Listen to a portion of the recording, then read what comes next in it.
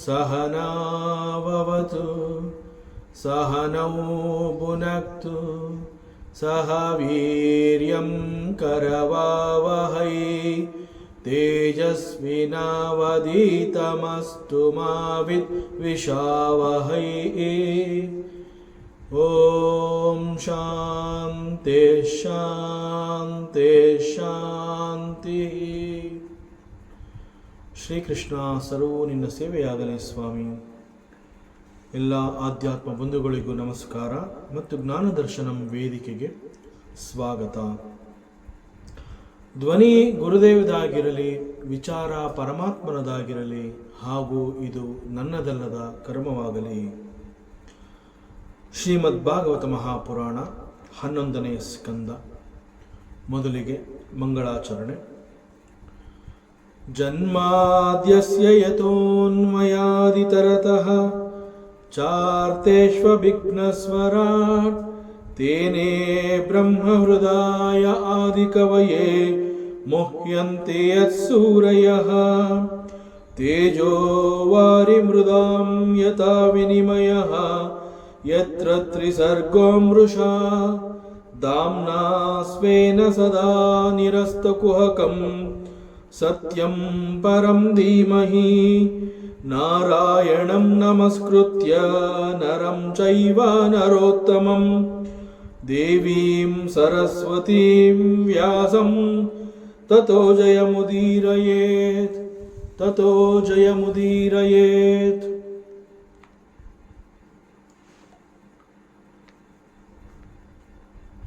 ಗುರು ದತ್ತಾತ್ರೇಯ ಅವಧೂತ ಯದುರಾಜನಿಗೆ ತನ್ನ ಗುರುಗಳ ಪರಿಚಯವನ್ನು ಮಾಡಿಕೊಡ್ತಾ ಬಂದಿದ್ದಾನೆ.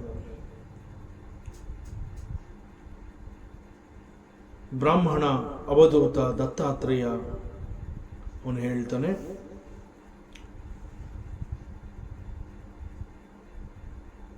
ಜ್ಞಾನ ಅಂತ ಹೇಳಿದಾಗ ದೇರ್ ಆರ್ 2 ಟೈಪ್ಸ್. ಒಂದು ಲೌಕಿಕ ಜ್ಞಾನ, ಮತ್ತೊಂದು ಪಾರಮಾರ್ಥಿಕ ಜ್ಞಾನ. ಪಾರಮಾರ್ಥಿಕ ಜ್ಞಾನ ಅಂತಂದಾಗ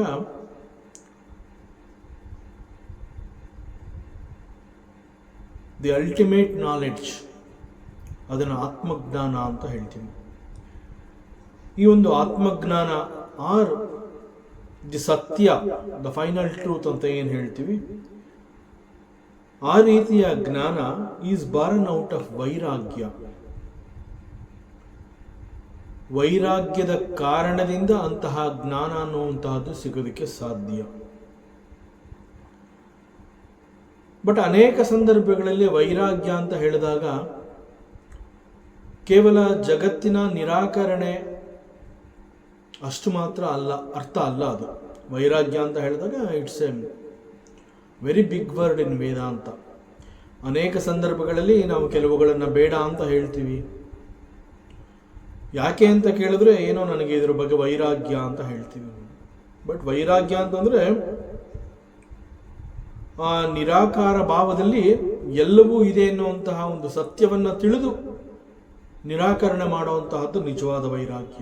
ಸೊ ಕೇವಲ ಕೆಲವುಗಳನ್ನು ತಿರಸ್ಕಾರ ಮಾಡ್ತಾ ಇದ್ದೀನಿ, ನನಗೆ ಇವುಗಳು ಬೇಡ ಅಂತ ಹೇಳಿದ್ರೆ that cannot be called as ವೈರಾಗ್ಯ. ಸೊ ಜ್ಞಾನ ಇಸ್ ಬಾರ್ನ್ ಔಟ್ ಆಫ್ ವೈರಾಗ್ಯ ಅಂತ ಹೇಳಿದಾಗ ವೈರಾಗ್ಯದ ಕಾರಣದಿಂದ ಕೆಲವೊಂದು ಜ್ಞಾನಗಳು ಸಿಗತ್ತೆ ಅಂತ ಹೇಳಿದಾಗ ಆ ಒಂದು experience, it is called A matured experience ಅಂತ ಹೇಳ್ತಾರೆ. ಅಂತಹ ಅನುಭವ ಇಟ್ ಪ್ರಿಪೇರ್ಸ್ ಅಸ್, ಒಬ್ಬ ಸಾಧಕನನ್ನ ಅದು ಹುಟ್ಟಿ ಹಾಕುತ್ತೆ. ಅದು ನಮ್ಮನ್ನ ಪ್ರಿಪೇರ್ ಮಾಡತ್ತೆ ಅಂತಂದರೆ, ಎಕ್ಸ್ಪೀರಿಯನ್ಸಸ್, ಅನುಭವಗಳು ಅಂತ ಹೇಳಿದಾಗ there are 3 different types of experiences which prepares us to accept the vairagya. ನಿಜವಾದ ವೈರಾಗ್ಯವಾದ ಅರ್ಥವನ್ನು ನಮಗೆ ಕಲಿಸಿಕೊಟ್ಟು ನಮ್ಮನ್ನ ಮುಂದಿನ ಹಂತಕ್ಕೆ ಅದು ತಯಾರು ಮಾಡುತ್ತೆ. So there are different types of experiences ಅಂತ ಹೇಳಿದಾಗ ಆ ಅನುಭವಗಳು ಆ ಕ್ಷಣದಲ್ಲಿ ಕೆಲವು ಜ್ಞಾನ ಅಂತಂದರೆ ವೈರಾಗ್ಯ ಅನ್ನುವಂತೆ ಕೆಲವುಗಳನ್ನು ತಿಳಿಸುತ್ತೇವೆ. But practically actually it is not the ultimate ವೈರಾಗ್ಯ. ಆ ಒಂದು ಕ್ಷಣದಲ್ಲಿ ನಮ್ಮಲ್ಲಿ ಹುಟ್ಟುವಂತಹ ಕೆಲವು ವೈರಾಗ್ಯಗಳು. ಉದಾಹರಣೆಗೆ, ಅನೇಕ ಎಕ್ಸ್ಪೀರಿಯನ್ಸಸ್ಗಳು ಆ ಕ್ಷಣದಲ್ಲಿ ನಮ್ಮಲ್ಲಿ ವೈರಾಗ್ಯ ಹುಟ್ಟುವಂತೆ ಮಾಡುತ್ತೆ. ಉದಾಹರಣೆಗೆ, ದೇರ್ ಆರ್ ಸಚ್ 3 ರೀತಿಯ ವೈರಾಗ್ಯಗಳನ್ನು ನಾವು ಈ ರೀತಿ ನೋಡಬಹುದು. ಆ ಕ್ಷಣದಲ್ಲಿ ಅವು ನಮ್ಮನ್ನು ಆವರಿಸಿ ಮತ್ತೊಂದು ಕ್ಷಣದಲ್ಲಿ ಅವು ನಮ್ಮನ್ನು ಬಿಟ್ಟೊಟ್ಟೋಗತ್ವೆ. ಉದಾಹರಣೆಗೆ, ಪುರಾಣ ವೈರಾಗ್ಯ ಅಂತ ಹೇಳ್ತೀವಿ, ಪ್ರಸೂತಿ ವೈರಾಗ್ಯ ಅಂತ ಹೇಳ್ತೀವಿ, ಹಾಗೂ ಸ್ಮಶಾನ ವೈರಾಗ್ಯ ಅಂತ ಕರಿತೀವಿ. ಹೀಗೆ 3 ರೀತಿಯ ವೈರಾಗ್ಯಗಳನ್ನು ನಾವು ನಮ್ಮ ಅನುಭವದಲ್ಲಿ ಅನೇಕ ಸಂದರ್ಭಗಳಲ್ಲಿ ನಾವು ಅವುಗಳ ಪರಿಚಯ ಮಾಡಿಕೊಂಡಿರ್ತೀವಿ. ಪುರಾಣ ವೈರಾಗ್ಯ ಅಂತ ಹೇಳಿದಾಗ ಇಟ್ ಈಸ್ ನಾಟ್ ವೈರಾಗ್ಯ ಬಿಕಾಸ್ ಆಫ್ ಪುರಾಣ. ವೈರಾಗ್ಯ ಬಾರ್ನ್ಸ್ ಆಫ್ಟರ್ ಹಿಯರಿಂಗ್ ಪುರಾಣ.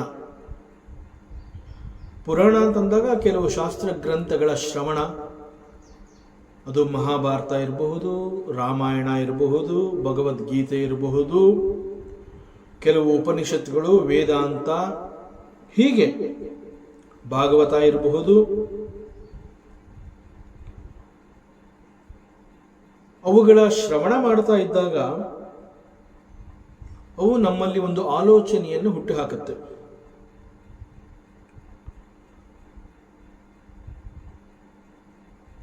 ಯಾವಾಗ ಆ ಒಂದು ಶ್ರವಣ ನಮ್ಮ ಮೇಲೆ ಕೆಲವು ರೀತಿಯ ಪರಿಣಾಮವನ್ನು ಬೀರುತ್ತೆ, ಆಗ ನಮ್ಮಲ್ಲಿ ಬರುವಂತಹ ಆಲೋಚನೆ ಹೇಗಿರುತ್ತೆ ಅಂತಂದರೆ, ನಾನು ನನ್ನ ಜೀವನ ಶೈಲಿಯನ್ನು ಬದಲಾಯಿಸ್ಕೋಬೇಕು, ನಾನೀಗ ಬದುಕ್ತಾ ಇರುವಂತಹ ರೀತಿ ಮತ್ತು ನಾನು ಅನುಸರಿಸ್ತಾ ಇರುವಂತಹ ಮಾರ್ಗ, ಅದರ ದಿಕ್ಕನ್ನು ನಾನು ಬದಲಾಯಿಸ್ಕೋಬೇಕು. ಯಾಕೆ ಅಂತಂದರೆ, ಇಲ್ಲಿ ಬಂದು ಈ ಒಂದು ಶ್ರವಣದ ಮೂಲಕ ಈ ವೇದಾಂತದ ಕೆಲವು ಸತ್ಯಗಳು ನನ್ನನ್ನು ಬಡಿದೆಬ್ಬಿಸಿದೆ. ನನಗೆ ಅದು ಅನೇಕ ಸತ್ಯಗಳನ್ನು ಪರಿಚಯ ಮಾಡಿಕೊಟ್ಟಿದೆ. ಇವೆಲ್ಲ ಕೇಳಿಸ್ಕೊಂಡ್ಮೇಲೆ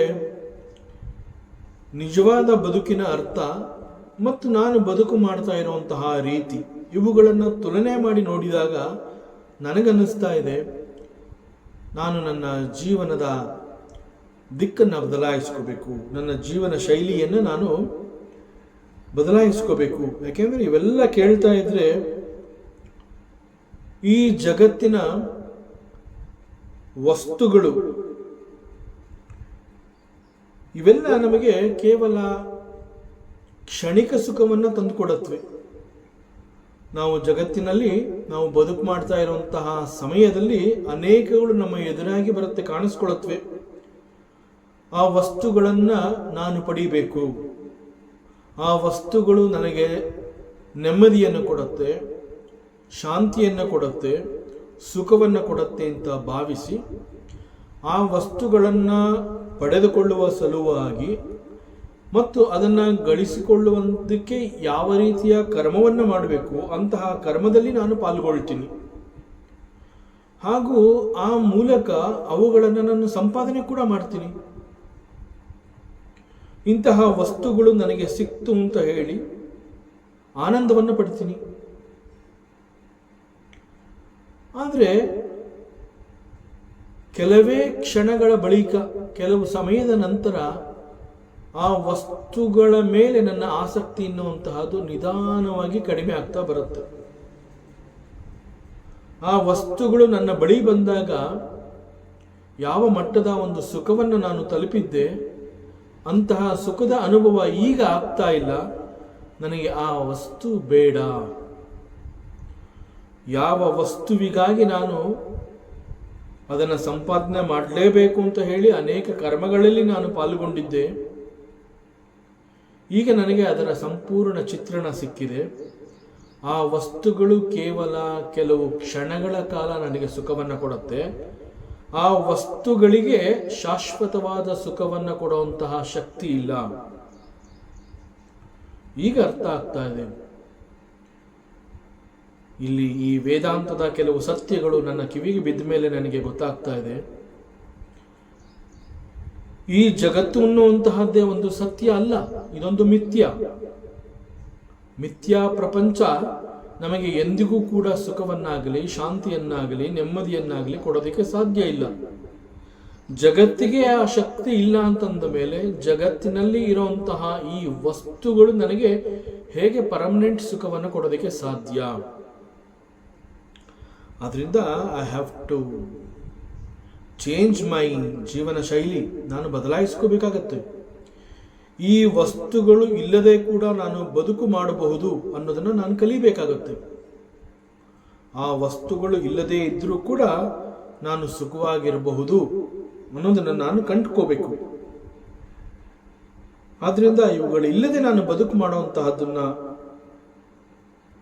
ಕಲಿಯುವ ಮೂಲಕ ಈ ವಸ್ತುಗಳು ನನಗೆ ಶಾಶ್ವತವಾದ ಸುಖವನ್ನು ಕೊಡೋದಿಲ್ಲ ಅನ್ನುವಂತಹ ಸತ್ಯ ನನಗೆ ಗೊತ್ತಾಗುತ್ತೆ. ಆದ್ರಿಂದ ಈ ವಸ್ತುಗಳಿಗಾಗಿ ನಾನು ಇದರ ಹಿಂದೆ ಓಡಬಾರದು. ಈ ವಸ್ತುಗಳಿಗಾಗಿ ನಾನು ಸ್ವಾರ್ಥದ ಚಿಂತನೆಯಿಂದ ನನಗೆ ಬೇಕು ಅಂತ ಹೇಳಿ ಫಲದ ಅಪೇಕ್ಷೆಯನ್ನು ಮಾಡಿ ನಾನು ಕರ್ಮದಲ್ಲಿ ತೊಡಗಬಾರದು.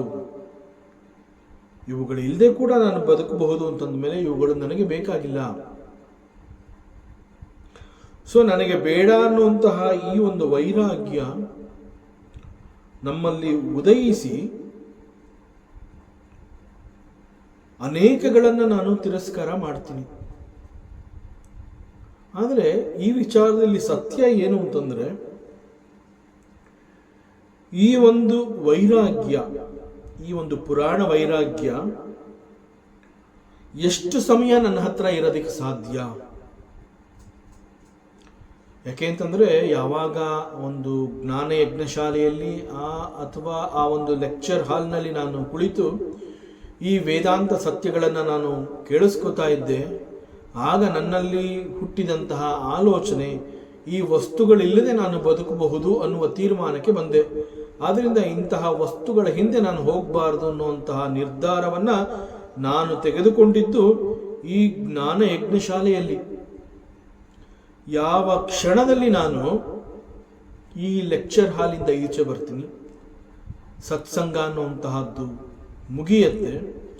ಸತ್ಸಂಗ ಮುಗಿದ ನಂತರ ಆ ಲೆಕ್ಚರ್ ಹಾಲಿಂದ ನಾನು ಈಚೆ ಬರ್ತೀನಿ. ಆ ಈಚೆ ಬಂದ ಮರುಕ್ಷಣದಲ್ಲಿ ನನ್ನ ಕಣ್ಣಿಗೆ ಈ ಜಗತ್ತು ಬಹಳ ವರ್ಣಮಯವಾಗಿ ಕಾಣುತ್ತೆ. ವರ್ಣಮಯವಾಗಿ ಕಾಣ್ತಾ ಇರುವಂತಹ ಈ ಜಗತ್ತನ್ನು ನಾನು ಮತ್ತೆ ಇಷ್ಟಪಡೋದಕ್ಕೆ ಪ್ರಾರಂಭ ಮಾಡ್ತೀನಿ. ಹಾಗೂ ಜಗತ್ತಿನಲ್ಲಿ ಇರುವಂತಹ ವಸ್ತುಗಳು ಕೂಡ ನನಗೆ ಬಹಳ ಆಕರ್ಷಣೀಯವಾಗಿ ಕಂಡು ಅವುಗಳು ಕೂಡ ನನಗೆ ಬೇಕು.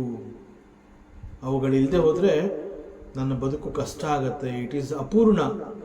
ಆದ್ದರಿಂದ ಇವುಗಳು ನನಗೆ ಬೇಕು ಅನ್ನುವಂತಹ ಆಸಕ್ತಿ ಮತ್ತೆ ನನ್ನಲ್ಲಿ ಗರಿಗೆದರುವಂತೆ ಮಾಡುತ್ತೆ. That is the power of ಮಾಯಾ.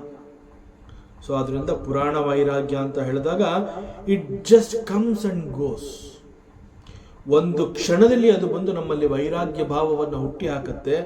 ಮತ್ತೊಂದು ಕ್ಷಣದಲ್ಲಿ ಯಾವಾಗ ಆ ಶ್ರವಣ ಅನ್ನುವಂತಹದ್ದು ಅದರಿಂದ ನಾನು ದೂರ ಬರ್ತೀನಿ ಅಂತಂದರೆ, ಆ ಒಂದು ಸತ್ಸಂಗ ಮುಗಿಸಿ ನಾನು ಅಲ್ಲಿಂದ ಈಚೆ ಬರ್ತೀನಿ, ಆ ಕ್ಷಣದಲ್ಲಿ ನನಗೆ ಈ ಒಂದು ವರ್ಣಮಯ ಜಗತ್ತು ನನ್ನನ್ನು ಕೈ ಬೀಸಿ ಕರೆಯುತ್ತೆ. ಮತ್ತೆ ನನಗೆ ಅನೇಕಗಳು ಬೇಕು ಅನ್ನುವಂತಹ ಆಸೆ ಹುಟ್ಟುತ್ತೆ. ಆದ್ದರಿಂದ ದಿಸ್ ಪುರಾಣ ವೈರಾಗ್ಯ ಅನ್ನುವಂತಹದ್ದು it is for a very short period. ಕೇವಲ ಎಲ್ಲಿಯವರೆಗೆ ನನ್ನ ಕಿವಿಗೆ ಈ ಒಂದು ಶ್ರವಣದ ಮೂಲಕ ವಿಚಾರಗಳು ಬರ್ತಾ ಇತ್ತು, ಆಗ ನನ್ನಲ್ಲಿ ಬಹಳ ಕ್ಷಣಿಕ ಸಮಯದವರೆಗೆ ಹುಟ್ಟಿದ್ದು ಈ ಒಂದು ವೈರಾಗ್ಯ. ಆದ್ದರಿಂದ ಈ ವೈರಾಗ್ಯ ನನ್ನ ಜೊತೆ ಪರ್ಮನೆಂಟ್ ಆಗಿರೋದಿಲ್ಲ, ಆದ್ದರಿಂದ ಇದು ಕೂಡ ಕ್ಷಣಿಕ. ಮತ್ತೊಂದು ಪ್ರಸೂತಿ ವೈರಾಗ್ಯ ಅಂತ ಹೇಳ್ತಾರೆ. ಈ ಪ್ರಸೂತಿ ವೈರಾಗ್ಯ ಅನ್ನುವಂತಹದ್ದು ತಾಯಂದಿರಿಗೆ ಮಕ್ಕಳಿಗೆ ಜನ್ಮ ಕೊಡುವಾಗ ಆಗುವಂತಹ ನೋವು ಮತ್ತು ಸಂಕಟದ ಮಧ್ಯದಲ್ಲಿ ಹುಟ್ಟಿ ಬರುತ್ತೆ. ಇದು ಆ ಒಂದು ಹೆರಿಗೆ ನೋವು ಅನ್ನುವಂತಹದ್ದು ಕೇವಲ ಆ ಒಂದು ಹೆಣ್ಣು ಒಬ್ಬಳು ತಾಯಿಗೆ ಮಾತ್ರ ಅರ್ಥ ಆಗುತ್ತದೆ. ಅದು ನಮಗೆ ಮತ್ತೊಬ್ಬರು ಎಕ್ಸ್ಪ್ಲೈನ್ ಮಾಡಬಹುದು, ವಿವರಿಸಬಹುದು ಆ ನೋವು ಹೇಗಿರುತ್ತೆ ಅಂತ. ಆದರೆ ಅದರ ಅನುಭವ ಆಗೋದಿಲ್ಲ. ನಾವು ಕೇವಲ ಇಷ್ಟೊಂದು ನೋವನ್ನು ಒಬ್ಬಳು ತಾಯಿ ಅನುಭವಿಸ್ತಾಳೆ ಅನ್ನೋದನ್ನ ನಾವು ಕೇಳಿಸ್ಕೋತೀವಿ. ಆದರೆ ನಿಜವಾಗ್ಲೂ ನೋವು ಅನುಭವಿಸಿದ ಆ ತಾಯಿಗೆ ಆ ಹೆರಿಗೆ ನೋವಿನ ಸಂಕಟ ಗೊತ್ತಾಗಿರುತ್ತೆ. ಅದರ ಒಂದು ತೀವ್ರತೆ ಕೇವಲ ಆ ತಾಯಿಗೆ ಮಾತ್ರ ಅನುಭವ ಆಗಿರುತ್ತೆ. ಈ ಹೆರಿಗೆ ಆಗೋದಕ್ಕೆ ಮುಂಚೆ ಒಬ್ಬಳು ತಾಯಿ ಆ ಒಂದು ನೋವಿನ ಸಂಕಟದಲ್ಲಿ ಸದ್ಯ ಮೊದಲು ಹೆರಿಗೆ ಆದರೆ ಸಾಕು, ಈ ಮಗುವಿಗೆ ಜನ್ಮ ಕೊಟ್ಟರೆ ಬಹುಶಃ ನನಗೇ ಮತ್ತೊಂದು ಪುನರ್ಜನ್ಮ ಸಿಕ್ಕಿದ ಹಾಗೆ ಅಷ್ಟು ನೋವು ಅನುಭವಿಸ್ತಾ ಇದ್ದೀನಿ, ಹೇಗಾದರೂ ಮಾಡಿ ಬಹಳ ಬೇಗ ಈಗ ಹೆರಿಗೆ ಆದರೆ ಸಾಕು ಅಂತ ಕಾಯ್ತಾ ಇರ್ತಾಳೆ. ಯಾಕೆಂತಂದರೆ ಅಷ್ಟೊಂದು ನೋವನ್ನು ಅವಳು ಅನುಭವಿಸ್ತಾ ಇರ್ತಾಳೆ. ಬಹಳ ಕಷ್ಟಪಟ್ಟು ಮಗುವಿಗೆ ಜನ್ಮವನ್ನು ಕೊಡ್ತಾಳೆ. ಆ ನೋವಿನ ನೆನಪು ಅವಳಿಗೆ ಮತ್ತೆ ನನಗಿನ್ನು ಮಕ್ಕಳು ಬೇಡ, ಮತ್ತೊಮ್ಮೆ ನಾನು ಹೆರಲಾರೆ ಅನ್ನುವಂತಹ ನಿರ್ಧಾರಕ್ಕೆ ಅವಳು ಬರ್ತಾಳೆ. ಸಾಕು, ಈ ಮಕ್ಕಳ ವ್ಯಾಮೋಹನೂ ಸಾಕು, ಮಕ್ಕಳು ಬೇಕು ಅನ್ನುವಂತಹ ಆಸೆ ಕೂಡ ಇನ್ನು ಸಾಕು, ನನಗೆ ಇನ್ನೂ ಮಕ್ಕಳ ಬಗ್ಗೆ ಆಸಕ್ತಿ ಇಲ್ಲ, ಸಾಕು ಅನ್ನೋ ಅಷ್ಟು ನೋವು ಅವಳು ತಿಂದಿರ್ತಾಳೆ. ಆದರೆ ಮಗುವಿಗೆ ಜನ್ಮ ಕೊಟ್ಟ ಮರುಕ್ಷಣದಲ್ಲಿ ನವಜಾತ ಶಿಶುವಿನ ಆ ಮುದ್ದು ಮಗುವಿನ ಮುಖವನ್ನು ನೋಡಿದ ಕೂಡಲೇ ಆ ತಾಯಿಗೆ ತನ್ನ ಎಲ್ಲ ನೋವುಗಳು ಕೂಡ ಮರೆತು ಹೋಗುತ್ತೆ. ಹುಟ್ಟಿದಂತಹ ಮಗು ಬಹುಶಃ ಒಂದು ಗಂಡು ಮಗು ಆಗಿದ್ರೆ ಅವಳು ಹೇಳ್ತಾಳೆ, ಇಂತಹದೇ ಮುದ್ದಾದ ಮತ್ತೊಂದು ಹೆಣ್ಣು ಮಗು ನನಗೆ ಬೇಕು ಅಂತ ಹೇಳ್ತಾಳೆ. ಅಥವಾ ಹುಟ್ಟಿರುವಂತಹದ್ದು ಹೆಣ್ಣು ಮಗು ಆಗಿದ್ದ ಪಕ್ಷದಲ್ಲಿ ಅವಳು ಹೇಳ್ತಾಳೆ, ಇಂತಹದ್ದೇ ಮತ್ತೊಂದು ಮುದ್ದಾದ ಗಂಡು ಮಗು ನನಗೆ ಬೇಕು ಅಂತ ಹೇಳ್ತಾಳೆ. ಆ ಮಗು ಜನನವಾಗುವುದಕ್ಕೆ ಮುಂಚೆ ಅವಳು ಆ ನೋವು ಅನುಭವಿಸ್ತಾ ಇದ್ದಾಗ ಮತ್ತೆ ನಾನು ಗರ್ಭ ಧರಿಸಲಾರೆ, ನಾನಿನ್ನು ಮತ್ತೆ ಮತ್ತೆ ಈ ಮಗುನ ಹೆರುವಂತಹ ಕೆಲಸವನ್ನು ನಾನು ಮಾಡೋದಿಲ್ಲ, ನನಗೆ ಸಾಕು ಇನ್ನು. ಆ ನೋವು ಅವಳಿಗೆ ಆ ಕ್ಷಣದಲ್ಲಿ ಅಂತಹ ಒಂದು ವೈರಾಗ್ಯವನ್ನು ತಂದುಕೊಟ್ಟಿರುತ್ತೆ. ಈ ಮಗು ಜನನ ಆದರೆ ಸಾಕು, ಇನ್ನು ಮುಂದೆ ನಾನು ಮತ್ತೆ ಗರ್ಭ ಧರಿಸೋದಿಲ್ಲ ಅಂತ ಹೇಳ್ತಾಳೆ. ಆದರೆ ಅವಳು ಅನುಭವಿಸಿದ ಆ ನೋವು ಹೆರಿಗೆಯ ನಂತರ ಮಗುವನ್ನು ನೋಡಿದ ಮರುಕ್ಷಣದಲ್ಲಿ ಅವಳು ಆ ಎಲ್ಲ ನೋವನ್ನು ಮರೆತು ಬಿಡ್ತಾಳೆ. ಸೊ ಆ ಹೆರಿಗೆಯ ಸಮಯದಲ್ಲಿ ಅವಳಲ್ಲಿ ಉಂಟಾದ ಆ ವೈರಾಗ್ಯ ಕೂಡ ಕೇವಲ ಕ್ಷಣಿಕ. ಸೊ ಇಂತಹದನ್ನ ಪ್ರಸೂತಿ ವೈರಾಗ್ಯ ಅಂತ ಹೇಳ್ತಾರೆ. ಸೊ ದಿಸ್ ಈಸ್ ಆಲ್ಸೋ ಕ್ಷಣಕಾಲ ಇದ್ದು ಹೋಗುವಂತಹ ಒಂದು ವೈರಾಗ್ಯ. ಸೊ ಮೂರನೇದು ಸ್ಮಶಾನ ವೈರಾಗ್ಯ ಅಂತ ಹೇಳ್ತಾರೆ. ಇದು ನಾವೆಲ್ಲ ಬೆಳೀತಾ ಬಂದ ಹಾಗೆ ನಮ್ಮ ಬದುಕಿನಲ್ಲಿ ನಮಗೆ ಅನೇಕ ಸ್ನೇಹಿತರಿರ್ತಾರೆ, ಅಪಾರ ಬಂಧು ಮಿತ್ರರಿರ್ತಾರೆ, ಮನೆಯ ಸದಸ್ಯರುಗಳೇ ಇರ್ತಾರೆ. ಅನೇಕ ಕಾರಣಗಳಿಂದ ಅವರವರ ಕರ್ಮಕ್ಕೆ ಅನುಸಾರವಾಗಿ ಕೆಲವರು ಮರಣವನ್ನು ಹೊಂದುತ್ತಾರೆ. ಆಗ ಅವರ ಅಂತಿಮ ದರ್ಶನ ಪಡಿಬೇಕು ಅಂತ ಹೇಳಿ ಅವ್ರನ್ನ ನೋಡೋದಕ್ಕೆ ನಾವು ಹೋಗ್ತೀವಿ.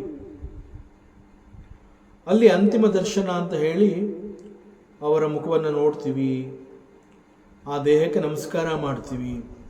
ಆಮೇಲೆ ಇಲ್ಲಿವರೆಗೆ ಬಂದಿದ್ದಾಯಿತು, ಅಂತಿಮ ಯಾತ್ರೆಗೆ ಕೂಡ ನಾನು ಪಾಲ್ಗೊಂಡು ಈ ಅಂತಿಮ ಸಂಸ್ಕಾರ ಅಂತ ಹೇಳಿ ಸ್ಮಶಾನದವರೆಗೆ ಕೆಲವು ಬಾರಿ ನಾವು ಹೋಗ್ತೀವಿ.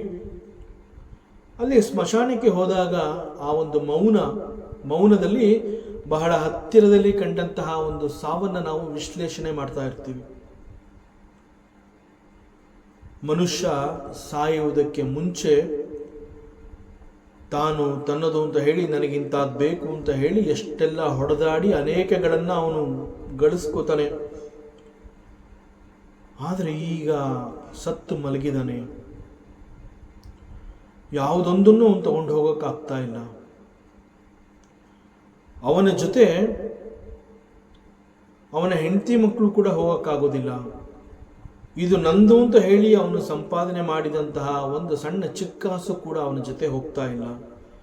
ಇದಕ್ಕಾಗಿ ಅವನು ಎಷ್ಟೆಲ್ಲ ಹೊಡೆದಾಡ್ದ. ಸೊ ಈ ಸಾವನ್ನ ನೋಡಿದ ನಂತರ ನನಗೆ ಅನ್ನಿಸ್ತಾ ಇದೆ, ಈ ಜಗತ್ತಿನ ಮೇಲಿನ ಇಂತಹ ವಸ್ತು, ಹಣ, ಕೆಲವು ಸುಖಗಳಿಗೆ ನಾನು ಆಸೆ ಪಡಬಾರದು. ಸಾಕು, ನಮ್ಮ ಹತ್ರ ಏನಿದೆ ಅದಕ್ಕೆ ನಾವು ತೃಪ್ತಿ ಪಡ್ಕೋಬೇಕು ಅನ್ನುವಂತಹ ಒಂದು ಕ್ಲಾರಿಟಿ ಆ ಕ್ಷಣದಲ್ಲಿ, ಸ್ಮಶಾನದಲ್ಲಿ ಆ ಒಂದು ಸತ್ಯದ ಅರಿವು ನಮಗೆ ಆಗುತ್ತೆ. ಆಗ ಮನಸ್ಸು ಒಂದು ರೀತಿ ಆ ಒಂದು ಸ್ತಬ್ಧತೆಯನ್ನು ಅನುಭವಿಸಿ it withdraws from all the attachments of the ಪ್ರಪಂಚದ ಅನೇಕಗಳೊಂದಿಗೆ ಡಿಸೋಸಿಯೇಟ್ ಆಗುತ್ತೆ. ನಮಗೆ ಏನು ಬೇಡಪ್ಪ ಅಂತ ಅನ್ಸುತ್ತೆ. ಹೀಗೆ ಒಂದು ಸ್ಮಶಾನದಲ್ಲಿ ಸಿಕ್ಕಂತಹ ಕೆಲವು ಜ್ಞಾನ ನಮ್ಮಲ್ಲಿ ಒಂದು ವೈರಾಗ್ಯವನ್ನು ಹುಟ್ಟು ಹಾಕಿರುತ್ತೆ. ಬಟ್ ಈ ಒಂದು ವೈರಾಗ್ಯ ಎಲ್ಲಿವರೆಗೆ ನಮ್ಮ ಜೊತೆ ಇರುತ್ತೆ? ಅಂತ್ಯ ಸಂಸ್ಕಾರ ಅಂತ ಹೇಳಿ ಆ ದೇಹವನ್ನ ಮಣ್ಣು ಮಾಡಿದಾಗ, ಅಥವಾ ಆ ದೇಹವನ್ನ ಚಿತೆಯ ಮೇಲಿಟ್ಟು ಅದಕ್ಕೆ ಬೆಂಕಿ ತಗುಲಿಸಿದ ನಂತರ ಸ್ಮಶಾನದಿಂದ ಮನೆಗೆ ಬರ್ತೀವಿ. ಮನೆಗೆ ಬಂದು ಸ್ನಾನ ಮಾಡ್ತೀವಿ. ತಲೆ ಮೇಲೆ ನೀರು ಬಿದ್ದು ಸ್ನಾನ ಮುಗಿದ ನಂತರ ಹಸಿವಿನ ನೆನಪು ಆಗುತ್ತೆ. ಸ್ನಾನದ ನಂತರ ಸ್ವಲ್ಪ ಆಹಾರ ಸೇವನೆ ಮಾಡ್ತೀವಿ. ಯಾವಾಗ ದೇಹಕ್ಕೆ ಆಹಾರ ಸಿಗುತ್ತೆ ಆಗ ನಿಧಾನವಾಗಿ ನಾವು ಈ ಒಂದು ಲೌಕಿಕ ಜಗತ್ತಿನ ಪ್ರತಿಯೊಂದಕ್ಕೂ ನಿಧಾನವಾಗಿ ಒಂದೊಂದಾಗಿ ಎಲ್ಲವುಗಳಿಗೆ ನಾವು ಅಂಟ್ಕೋತಾ ಬರ್ತೀವಿ. ಸೊ ಕ್ರಮೇಣ ಸಾವಿನ ನೆನಪು ಕೂಡ ನಮ್ಮಿಂದ ದೂರ ಆಗ್ತಾ ಹೋಗುತ್ತೆ. ದಿಸ್ ಈಸ್ ಕಾಲ್ಡ್ ಸ್ಮಶಾನ ವೈರಾಗ್ಯ.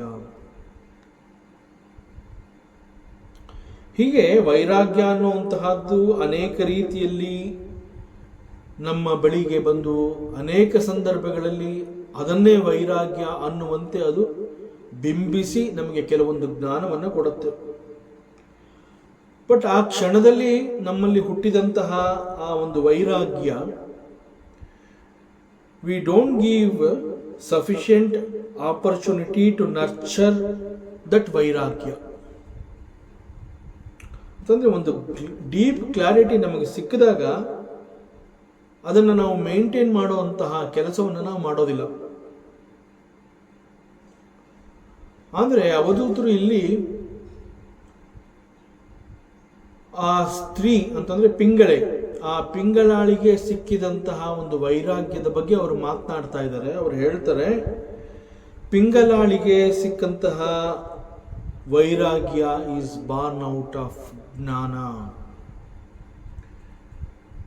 ಇಂತಹ ಜ್ಞಾನ ಅವಳಿಗೆ ಹೇಗೆ ಸಿಕ್ತು ಅಂತಂದ್ರೆ, ಬಹುಶಃ it is because of the divine grace, ಭಗವಂತನ ಅನುಗ್ರಹ ಅವಳ ಮೇಲಿತ್ತು ಅಂತ ಕಾಣುತ್ತೆ.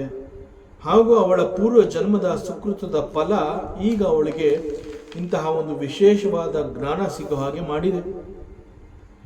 ಪರಮಾತ್ಮನ ಅನುಗ್ರಹ ಹಾಗೂ ಅವಳ ಪೂರ್ವ ಜನ್ಮದ ಸುಕೃತದ ಫಲ ಈಗ ಅವಳ ನೆರವಿಗೆ ಬಂದು ಇಂತಹ ಒಂದು ಜ್ಞಾನ ಅವಳಿಗೆ ಸಿಕ್ಕಿ ಆ ಮೂಲಕ ವೈರಾಗ್ಯ ಅವಳಿಗೆ ಅರ್ಥ ಆಗಿದೆ.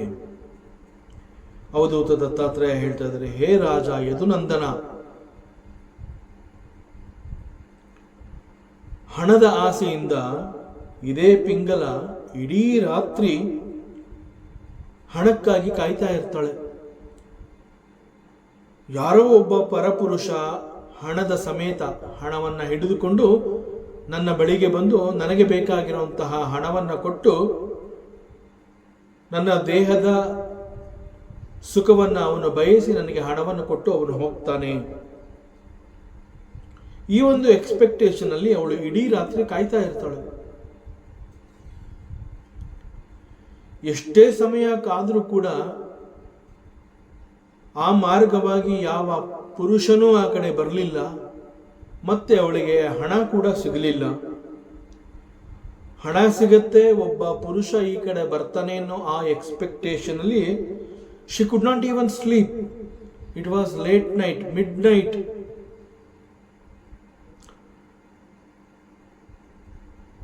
ಮಲಗಿ ನಿದ್ರಿಸುವಂತಹ ಆ ಸಮಯದಲ್ಲಿ ಅವಳ ಎಕ್ಸ್ಪೆಕ್ಟೇಷನ್ಸ್ ಅಂತಂದ್ರೆ ಒಬ್ಬ ಹಣ ತಂದ್ಕೊಡ್ತಾನೆ ನನಗೆ ಎನ್ನುವಂತಹ ಆಸೆಯನ್ನು ಇಟ್ಕೊಂಡು ಅವಳು ಕಾಯ್ತಾ ಇದ್ದಾಗ ಆ ಮಾರ್ಗವಾಗಿ ಯಾರೂ ಬರಲೇ ಇಲ್ಲ. ಹಣ ಸಿಕ್ಕಲಿಲ್ಲ, ಯಾವ ಪುರುಷನೂ ಬರಲಿಲ್ಲ, ನಿದ್ರೆ ಕೂಡ ಅವಳಿಗೆ ಮಾಡೋದಕ್ಕೆ ಆಗಲಿಲ್ಲ.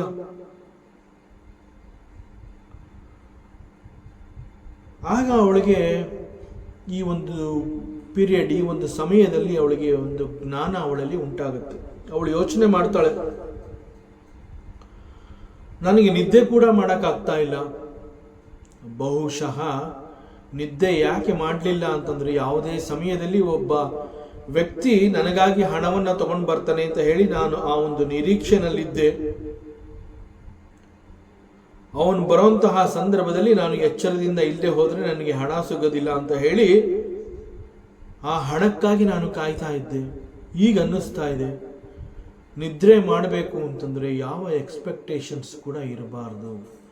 ಯಾವುದೇ ಒಂದು ಎಕ್ಸ್ಪೆಕ್ಟೇಷನ್ ನಮ್ಮಲ್ಲಿ ಇದೆ ಅಂತಂದ್ರೆ it is not possible for us to ಆ ನಿದ್ರೆಯ ಸುಖವನ್ನು ಅನುಭವಿಸೋದಕ್ಕೆ ಆಗೋದಿಲ್ಲ. ಆದ್ರಿಂದ ನಿದ್ರೆ ಮಾಡಬೇಕು ಅಂತಂದ್ರೆ ಯಾವ ಒಂದು ಎಕ್ಸ್ಪೆಕ್ಟೇಷನ್ ಇರಬಾರ್ದು. ಈ ಒಂದು ಜ್ಞಾನ ಅವಳಲ್ಲಿ ಉದಯವಾಗುತ್ತೆ. ಆ ಜ್ಞಾನದ ಮುಖಾಂತರ ಅವಳು ವೈರಾಗ್ಯ ಭಾವವನ್ನು ತಾಳ್ತಾಳೆ. ವೈರಾಗ್ಯದ ಕಾರಣದಿಂದ ಅವಳಿಗೆ ಜಗತ್ತಿನಲ್ಲಿ ಯಾವ ಒಂದು ವಸ್ತುವಿನ ಮೇಲೂ ಕೂಡ ಆಸಕ್ತಿ ಉಂಟಾಗಲಿಲ್ಲ. ಜಗತ್ತಿನ ಎಲ್ಲ ವಸ್ತುಗಳ ಮೇಲೆ ಅವಳಿಗೆ ನಿರಾಸಕ್ತಿ ಅದು ಉಂಟಾಯಿತು. ಏನೂ ಬೇಡ ಅಂತ ಅನ್ಸೋದಕ್ಕೆ ಶುರು ಆಯಿತು. ಯಾವಾಗ ನನಗೆ ಏನೂ ಬೇಡ ಅಂತ ಅವಳು ತೀರ್ಮಾನ ಮಾಡ್ತಾಳೆ, ಆ ಕ್ಷಣದಲ್ಲಿ ಅವಳು ಸುಖವಾಗಿ ಮನೆಗೆ ನಿದ್ರಿಸ್ತಾಳೆ. ಸೊ ಸುಖವಾಗಿ ಪಿಂಗಲ ನಿದ್ರೆ ಮಾಡಿದ್ದು ಯಾವಾಗ ಅಂತಂದ್ರೆ ನನಗೆ ಏನೂ ಬೇಡ ಅನ್ನುವಂತಹ ಡಿಸಿಷನ್ ತಗೊಂಡಾಗ. And this I have learned from Pingala ಅಂತ ಅವಧೂತರು ಹೇಳ್ತಾ ಇದ್ದಾರೆ. ಈ ಒಂದು ಜ್ಞಾನ ಅಂತಂದ್ರೆ ನನಗೆ ಏನೂ ಬೇಡ ಅನ್ನುವಂತಹದ್ದು ಒಂದು ಸುಖವಾದ ನಿದ್ರೆಗೆ ಕಾರಣವಾಗುತ್ತೆ ಅನ್ನುವಂತಹ ಜ್ಞಾನ. ಮತ್ತು ಈ ಜ್ಞಾನಕ್ಕೆ ಪಿಂಗಲ ಈಸ್ ಮೈ ಟೀಚರ್, ಅವಳಿಂದ ನಾನು ಇದನ್ನ ಕಲಿತೆ ಅಂತ ಹೇಳಿ ಭಗವಾನ್ ದತ್ತಾತ್ರೇಯ ಯದುರಾಜನಿಗೆ ತಿಳಿಸ್ತಾರೆ. ಮತ್ತೆ ಅವಧೂತರು ಮುಂದುವರಿಸ್ತಾರೆ. Now entering in to the 9th chapter. ಪರಿಗ್ರಹೋ ಹಿ ದುಃಖಾಯ ಯತ್ ಅತಿ ಪ್ರಿಯತಾಂ ನೃಣಾಂ ಅನಂತಂ ಸುಖಮಾಪ್ನೋತಿ ತದ್ವಿದ್ವಾನ್ ಯಸ್ತ್ವ ಕಿಂಚನಃ. ಇಲ್ಲಿ ಅವಧೂತರು ಪರಿಗ್ರಹದ ಬಗ್ಗೆ ವಿಚಾರವನ್ನು ತಿಳಿಸ್ಕೊಡ್ತಾ ಇದ್ದಾರೆ. ಒಂದು ಸತ್ಯವನ್ನು ಅವರು ಹೇಳ್ತಾರೆ, ಯಾವುದೆಲ್ಲವೂ ನಮ್ಮ ಬದುಕಿನಲ್ಲಿ ನಮ್ಮ ಪಾಲಿಗೆ ಬರಬೇಕಾಗಿರುತ್ತೆ, ಅವುಗಳನ್ನ ನಾವು ಬಯಸದಿದ್ದರೂ ಕೂಡ ಒಂದು ಸೂಕ್ತ ಸಮಯದಲ್ಲಿ ಅವುಗಳು ತಾನಾಗಿ ಬಂದು ಒದಗತ್ತೆ. ನಾವೇನು ಅದರ ಹಿಂದೆ ಹೋಗಬೇಕಾಗಿಲ್ಲ. ಅವುಗಳು ಬರಬೇಕು ಅನ್ನುವಂತಹದ್ದು ನಮ್ಮ ಯೋಗದಲ್ಲಿ ಇದ್ರೆ ಆ ಒಂದು ಸೂಕ್ತ ಸಮಯದಲ್ಲಿ ನಮ್ಮ ನಿರೀಕ್ಷೆಯನ್ನ ಮೀರಿ ಅವು ನಮ್ಮ ಬಳಿಗೆ ಬರುತ್ತೆ. ಬರುವಂತಹ ಅವುಗಳನ್ನ ತಡೆಯೋದಕ್ಕೆ ಯಾರಿಂದ ಕೂಡ ಸಾಧ್ಯವಿಲ್ಲ. ಬರಬೇಕು, ಅದು ಅವುಗಳು ನಮ್ಮ ಪಾಲಿನವು ಅಂತ ಅಂದಾಗ ಅವುಗಳು ಬಂದೇ ಬರುತ್ತವೆ. ಅವುಗಳನ್ನು ಯಾರಿಂದ ಕೂಡ ತಡೆಯೋದಕ್ಕೆ ಸಾಧ್ಯ ಇಲ್ಲ. ಆದ್ರಿಂದ ಅವಕ್ಕಾಗಿ ನಾವು ಪ್ರಯತ್ನ ಕೂಡ ಮಾಡೋ ಅವಶ್ಯಕತೆ ಇಲ್ಲ. ಇಲ್ಲಿ ಅವುಗಳಿಗಾಗಿ ನಾವು ಪ್ರಯತ್ನವನ್ನ ಮಾಡಬಾರದು ಅಂತಂದ್ರೆ ನಾವು ಕರ್ಮದಲ್ಲಿ ಪಾಲ್ಗೊಳ್ಳಬಾರದು ಅಂತಲ್ಲ. ಕರ್ಮವನ್ನು ಮಾಡುವಾಗ ಫಲದ ಅಪೇಕ್ಷೆಯ ಮೇಲೆ ನಮ್ಮ ಗಮನ ಇರಬಾರದು ಅನ್ನುವಂತಹ ಒಂದು ಸತ್ಯದ ಹೇಳಿಕೆ ಇದು. So it is not that you should not work, we have to work. ಕರ್ಮ ಅಂತ ಹೇಳಿ ನಾವು ಮಾಡಬೇಕಾಗಿರುವಂತಹದನ್ನ ಕರ್ತವ್ಯ ಅನ್ನುವ ದೃಷ್ಟಿಯಿಂದ, ಇದು ಕರ್ತವ್ಯ, ಇದು ನನ್ನ ಧರ್ಮ, ಈ ರೀತಿ ತಿಳಿದು ನಾವು ಕರ್ಮವನ್ನು ಮಾಡಬೇಕು. ಆದರೆ ಇದು ಮಾಡೋದ್ರಿಂದ ಇಂತಹದ್ದು ನನಗೆ ಸಿಗತ್ತೆ ಅಂತ ಹೇಳಿ ನಾವು ಮಾಡುವ ಅವಶ್ಯಕತೆ ಇಲ್ಲ. ಕೇವಲ ಧರ್ಮದ ಆಶ್ರಯದಲ್ಲಿ ಕರ್ಮವನ್ನು ಮಾಡಿದ್ರೆ ನಮಗೆ ಬರಬೇಕಾಗಿರುವಂತಹದ್ದು ಸೂಕ್ತ ಸಮಯದಲ್ಲಿ ಅದು ಬಂದೇ ಬರುತ್ತೆ, ಮತ್ತು ಮಾಡಿದಂತಹ ಒಂದು ಕರ್ಮ ಅನ್ನುವಂತಹದ್ದು ಧರ್ಮವಾಗಿ ಹೋಗುತ್ತೆ. So it will come on its own. ಅದಕ್ಕಾಗಿ ನಾವು ಬೇರೆ ಎಫರ್ಟ್ಸ್ ಹಾಕಬೇಕಾಗಿಲ್ಲ. ನಮ್ಮ ಎಫರ್ಟ್ಸ್ ಧರ್ಮ ಮಾರ್ಗವಾಗಿದ್ದರೆ ಅಷ್ಟು ಸಾಕು. ಸೊ ಬರುವಂತಹದ್ದು ಕೆಲವು ವಸ್ತುಗಳಾಗಿರಬಹುದು, ಕೆಲವು ಅವಕಾಶಗಳಾಗಿರಬಹುದು, ಕೆಲವು ಯೋಗಗಳಾಗಿರಬಹುದು, ಅವುಗಳು ಏನೇ ಆಗಿರಬಹುದು,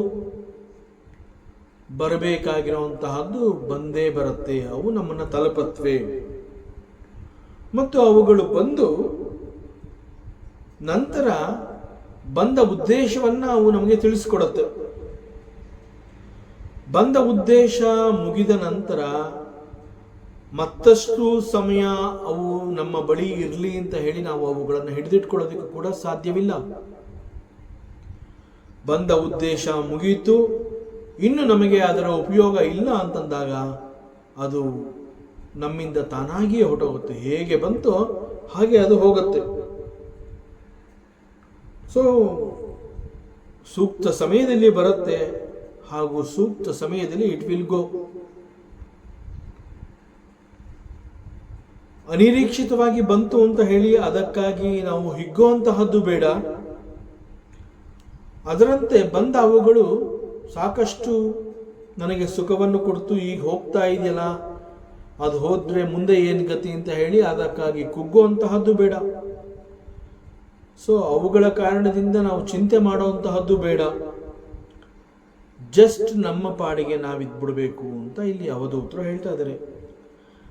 and this is the most ಹಿತವಚನ ಆಫ್ ಸೋ ಮೆನಿ ಅನುಭವಿಗಳು ಆಲ್ಸೋ. ಅನೇಕ ಗುರುಗಳು ಕೂಡ, ಆಚಾರ್ಯರುಗಳು ಕೂಡ ಅದನ್ನೇ ತಿಳಿಸ್ಕೊಡ್ತಾರೆ. ಸೊ ಯಾವಾಗ ಕೆಲವುಗಳು ನಮ್ಮ ಬಳಿ ಬರುತ್ತೆ, ಬಂದಾಗ ಅವುಗಳು ಬಂದ ಉದ್ದೇಶವನ್ನು ನಾವು ಅರ್ಥ ಮಾಡ್ಕೋಬೇಕು. ಬಂದ ಉದ್ದೇಶವನ್ನು ಅರ್ಥ ಮಾಡಿಕೊಂಡು ಒಂದು ಸನ್ನಡತೆಗಾಗಿ, ಸದುದ್ದೇಶಕ್ಕಾಗಿ ಅವುಗಳನ್ನು ಉಪಯೋಗಿಸ್ಕೋಬೇಕು. ಮತ್ತೆ ಅವು ಹೋಗುವಾಗ ಅವುಗಳನ್ನು ಹಿಡಿದಿಟ್ಕೊಳ್ಳದೆ we should allow it to go. So this is the most wise decision that one should uphold. ಆದರೆ ಮನುಷ್ಯನಿಗೆ, ಹೆಚ್ಚಿನ ಅನೇಕ ಮನುಷ್ಯರುಗಳಿಗೆ ಒಂದು ಕೆಟ್ಟ ಅಭ್ಯಾಸ ಆಗಿ ಹೋಗಿರುತ್ತೆ. ಅದೇನು ಅಂತಂದ್ರೆ ಸಂಗ್ರಹ ಮಾಡುವಂತಹ ಬುದ್ಧಿಯನ್ನು ನಾವು ಬೆಳೆಸ್ಕೊಂಡಿರ್ತೀವಿ. ಸಂಗ್ರಹ ಮಾಡುವಂತಹದ್ದು ಅಂತಂದ್ರೆ ಇದು ನನಗೆ ಬೇಕು, ಇದು ನನಗೆ ಬೇಕು, ಇದು ನನಗೆ ಬೇಕು ಅಂತ ಹೇಳಿ ಅನೇಕಗಳನ್ನು ನಾವು ಕಲೆಕ್ಟ್ ಮಾಡ್ಕೊಳ್ಳುವಂತಹದ್ದು. ಅನೇಕ ವಸ್ತುಗಳನ್ನು ಕಲೆಕ್ಟ್ ಮಾಡಿಕೊಂಡು ಒಂದು ಕಡೆ ಒಂದು ದೊಡ್ಡ ಸ್ಟಾಕ್ ಮಾಡಿಬಿಡ್ತೀವಿ. ಅದನ್ನು ಅವುಗಳನ್ನು ಎಷ್ಟರ ಮಟ್ಟಿಗೆ ನಾವು ಉಪಯೋಗಿಸಿದ್ದೀವಿ, ಅವುಗಳು ನಮ್ಮ ಉಪಯೋಗಕ್ಕೆ ಬರ್ತಾ ಇದೆಯಾ, ಅಥವಾ ಇವುಗಳು ನಮಗೆ ಬೇಕಾ ಬೇಡವಾ, ಇದು ಯಾವುದು ವಿವೇಚನೆ ಮಾಡದೆ ಕೇವಲ ಕೆಲವುಗಳನ್ನು ನೋಡಿದ ಮರುಕ್ಷಣದಲ್ಲಿ ಅವುಗಳು ನನಗೆ ಬೇಕು ಅಂತ ಹೇಳಿ ಅವುಗಳನ್ನ ಕಲೆಕ್ಟ್ ಮಾಡುವಂತಹ ಅಭ್ಯಾಸ. ದಿಸ್ ಈಸ್ ಕಾಲ್ಡ್ ಸಂಗ್ರಹ ಬುದ್ಧಿ. ಸೊ ನೋಡಿದ ಕೂಡಲೇ ಅವುಗಳು ನಂದಾಗಬೇಕು ಅಷ್ಟೆ. ಅದರಿಂದ ನನಗೆ ಉಪಯೋಗ ಇದೆಯೋ ಬಿಟ್ಟಿದೆಯೋ, ಅಥವಾ ನನಗೆ ಉಪಯೋಗ ಇಲ್ಲ ಅಂತ ಹೇಳಿ ಅದನ್ನು ನಾನು ಬಿಟ್ಕೊಡೋದ್ರಿಂದ ಅದು ಮತ್ತೊಬ್ಬನಿಗೆ ಉಪಯೋಗ ಆಗಬಹುದು. ಸೊ ಅವನಿಗೆ ಉಪಯೋಗ ಆಗಲಿ ಅನ್ನುವಂತಹ ಬುದ್ಧಿಯನ್ನು ತೋರಿಸದೆ ನೋಡಿದ ಮರುಕ್ಷಣದಲ್ಲಿ ನನಗೆ ಬೇಕೋ ಬೇಡವೋ ಅದನ್ನು ನನ್ನದಾಗಿಸ್ಕೊಳ್ಳುವಂತಹದ್ದು, ದಟ್ ಈಸ್ ಕಾಲ್ಡ್ ಸಂಗ್ರಹ ಬುದ್ಧಿ. ಸೊ ಇವತ್ತಿಗೂ ಕೂಡ ನಮ್ಮ ಮನೆಯಲ್ಲಿ ನಾವು ಅಬ್ಸರ್ವ್ ಮಾಡಿದ್ರೆ ಅನೇಕ ವಸ್ತುಗಳು ಬಹುಶಃ ನಮ್ಮ ಇಡೀ ಜೀವಮಾನದಲ್ಲಿ ಒಮ್ಮೆ ಕೂಡ ಅವು ನಮ್ಮ ಉಪಯೋಗಕ್ಕೆ ಬರದೇ ಇರುವಂತಹ ವಸ್ತುಗಳು ಕೂಡ ಹುಡುಕಿದ್ರೆ ನಮ್ಮ ಮನೆಯಲ್ಲಿ ಸಿಗುವಂತಹ ಸಾಧ್ಯತೆಗಳು ಇದೆ. ಆದರೂ ಕೂಡ ಈ ಒಂದು ಸತ್ಯವನ್ನು ತಿಳಿದ ನಂತರ ಕೂಡ ಅವುಗಳನ್ನು ನಾವು ಬಿಟ್ಕೊಡುವಂತಹ ಬುದ್ಧಿಯನ್ನು ನಾವು ಬೆಳೆಸ್ಕೊಂಡಿಲ್ಲ. ಇಂತಹ ಬುದ್ಧಿಯನ್ನು ಇಲ್ಲಿ ಸಂಗ್ರಹ ಬುದ್ಧಿ ಅಂತ ಹೇಳ್ತಾರೆ. ಸೊ ಇಲ್ಲಿ ಪರಿಗ್ರಹ ಅಂತ ಅವಧೂತರು ಹೇಳ್ತಾ ಇದ್ದಾರೆ. ಪರಿಗ್ರಹ ಅಂತಂದ್ರೆ ಅವುಗಳನ್ನು ಬಿಡದೆ ಹಿಡಿದಿಟ್ಕೊಳ್ಳುವಂತಹದ್ದು. ಮನುಷ್ಯ ತನಗೆ ಬೇಕು ಅಂತ ಅನಿಸಿರುವಂತಹ ವಸ್ತು ಪದಾರ್ಥಗಳನ್ನ ಪರಿಗ್ರಹ ಮಾಡುವಂತಹ ಬುದ್ಧಿಯನ್ನು ತಲುಪ್ತಾನೆ. ಆದರೆ ಅನೇಕ ಸಂದರ್ಭಗಳಲ್ಲಿ ಯಾವುದೆಲ್ಲವನ್ನ ತನಗೆ ಬೇಕು ಅಂತ ಹೇಳಿ ಸಂಗ್ರಹ ಮಾಡ್ತಾನೆ, ತಾನು ಸಂಗ್ರಹ ಮಾಡಿದ ವಸ್ತುಗಳೇ ಮುಂದೆ ಅವನಿಗೆ ಅನೇಕ ದುಃಖಗಳನ್ನು ಒದಗಿಸುವಂತಹ ಸಾಧ್ಯತೆ ಕೂಡ ಇದೆ. ಆದ್ರಿಂದ ಈ ವಿಚಾರದಲ್ಲಿ ಒಬ್ಬ ವೈಸ್ ಪರ್ಸನ್, ಒಬ್ಬ ಯೋಗಿ, ಅಂಡ್ ಹಿ ಈಸ್ ಕಾಲ್ಡ್ ಅಕಿಂಚನಃ, ಅಪರಿಗ್ರಹ, ಇಂತಹವನನ್ನ ವಿದ್ವಾಂಸ ಅಂತ ಕೂಡ ಹೇಳ್ತಾರೆ. ಅಂದ್ರೆ ಅವನಲ್ಲಿ ಜ್ಞಾನ ಇದೆ. ಯಾವ ತರ ಜ್ಞಾನ?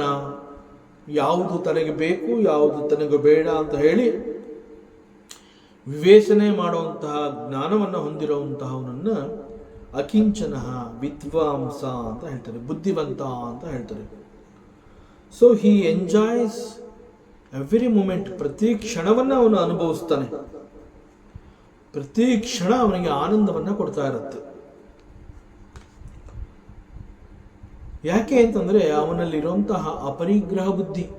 ಅಪರಿಗ್ರಹ ಅಂತಂದ್ರೆ ತನ್ನ ಬಳಿ ಇದು ನಂದು, ಇದು ನನಗೆ ಬೇಕು ಅನ್ನುವಂತಹ ಬುದ್ಧಿಯನ್ನು ಅವನು ತೋರೋದಿಲ್ಲ. ಕೆಲವುಗಳು ತನಗೆ ಬೇಕು ಅಂತಲೂ ಹೇಳೋದಿಲ್ಲ, ಕೆಲವುಗಳು ತನಗೆ ಬೇಡ ಅಂತ ಕೂಡ ಹೇಳೋದಿಲ್ಲ. ಪ್ರತಿ ಕ್ಷಣದಲ್ಲಿ ಆ ಕ್ಷಣದಲ್ಲಿ ಯಾವುದು ಅವನ ಹತ್ರ ಇರುತ್ತೆ, ಯಾವುದು ಅವನ ಹತ್ರ ಇರೋದಿಲ್ಲ, ಇದ್ರೂ ಇಲ್ಲದೆ ಹೋದ್ರು ಸಮಚಿತ್ತ. ಅದಕ್ಕಾಗಿ ಹಿಗ್ಗೋದಿಲ್ಲ, ಇಲ್ಲದೆ ಇದ್ದಾಗ ಕುಗ್ಗೋದಿಲ್ಲ. ಸೊ ಈ ಬಿಕಾಸ್ ಆಫ್ ದಿಸ್ ಸಮಚಿತ್ತ, he feels happy all the time. ಅದರಿಂದ ಸುಖ ಬೇಕು, ಆನಂದ ಬೇಕು, ಚಿಂತೆಯಿಂದ ದೂರ ಇರಬೇಕು ಅಂತಂದ್ರೆ the secret behind this is ಸಂಗ್ರಹ ಬುದ್ಧಿಯಿಂದ ಕೂಡ ಅವನು ದೂರ ಇರಬೇಕು. ಸೊ ಈ ವಿಚಾರದ ಬಗ್ಗೆ ಭಗವಾನ್ ಅವಧೂತರು ಒಂದು ಕುರರ ಪಕ್ಷಿಯ ದೃಷ್ಟಾಂತವನ್ನು ಕೊಟ್ಟು ಯದುರಾಜನಿಗೆ, ಯದುನಂದನನಿಗೆ ಇದನ್ನ ತಿಳಿಸ್ಕೊಡ್ತಾ ಇದ್ದಾರೆ. ಅವ್ರು ಹೇಳ್ತಾರೆ, ಸಾಮಿಷಂ ಕುರನಂ ಜಗ್ನುರ್ ಬಲಿನೋ ಯೇ ನಿರಾಮಿಷಾಹ ತದಾಮಿಷಂ ಪರಿತ್ಯಜ್ಯ ಸಾ ಸುಖಂ ಸಮವಿಂದತಃ.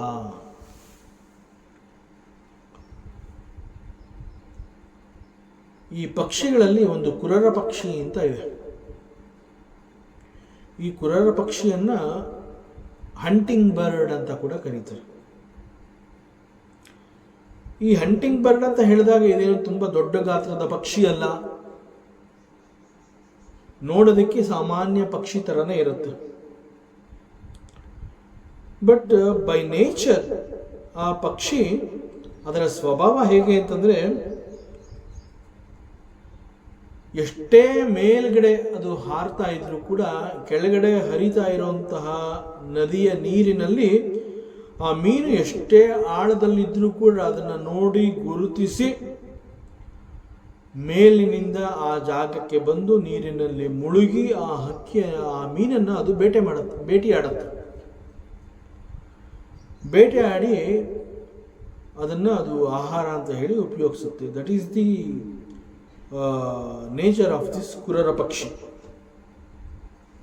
ಹೀಗೆ ಆಗಸದಲ್ಲಿ ಅದು ಹಾರ್ತಾ ಇದ್ರೂ ಕೂಡ ಅದರ ಒಂದು ತೀಕ್ಷ್ಣ ಬುದ್ಧಿ ಮತ್ತು ಅದರ ಒಂದು ದೃಷ್ಟಿ ಹೇಗಿರುತ್ತೆ ಅಂತಂದ್ರೆ, ನೀರಿನ ಆಳದಲ್ಲಿ ಇರುವಂತಹ ಮೀನನ್ನು ಅದು ಬಹಳ ಸುಲಭವಾಗಿ ಗುರುತಿಸುತ್ತೆ.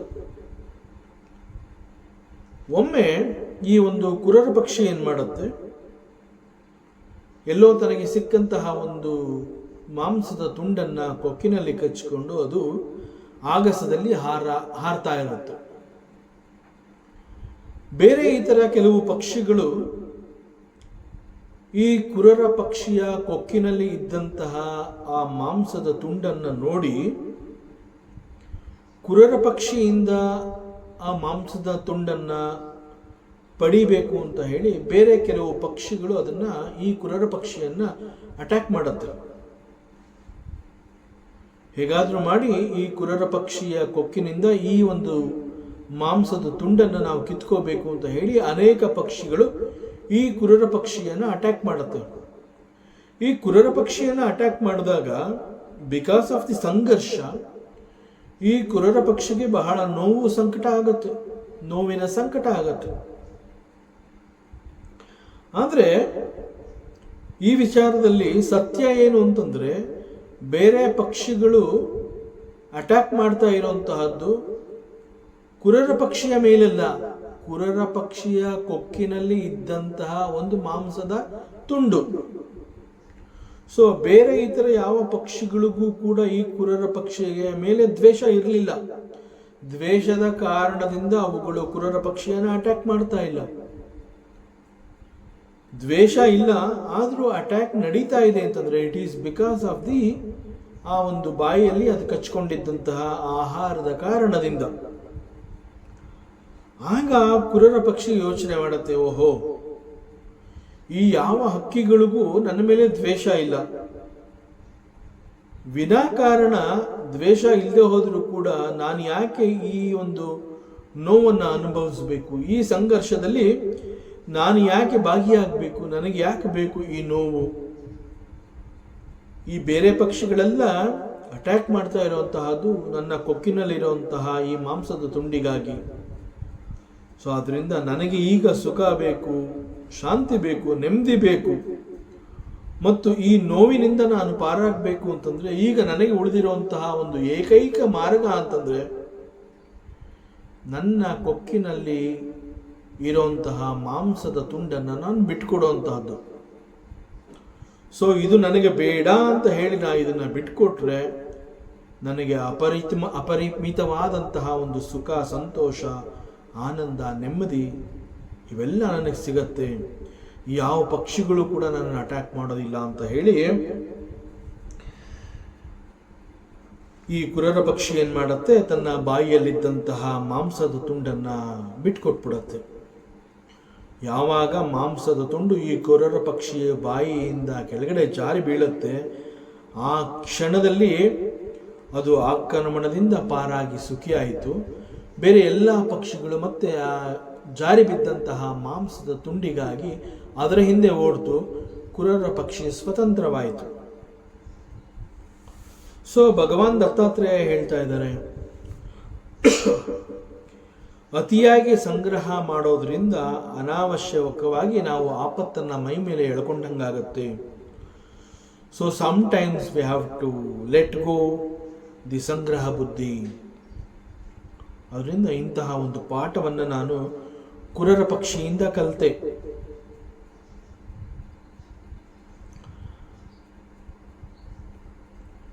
ಮತ್ತೆ ದತ್ತಾತ್ರೇಯ ಹೇಳ್ತಾರೆ, ನಮೇ ಮಾನವ ಮಾನಸ್ಥೌ ನ ಚಿಂತಾ ಗೇಹ ಪುತ್ರಿಣಾಂ ಆತ್ಮಕ್ರೀಡಾ ಆತ್ಮರತಿ ವಿಚರಾಮೀಹ ಬಾಲವತ್. ಭಗವಾನ್ ದತ್ತಾತ್ರೇಯ ಮತ್ತೆ ಯದುರಾಜನಿಗೆ ಹೇಳ್ತಾ ಇದ್ದಾರೆ, ಹೇ ರಾಜ,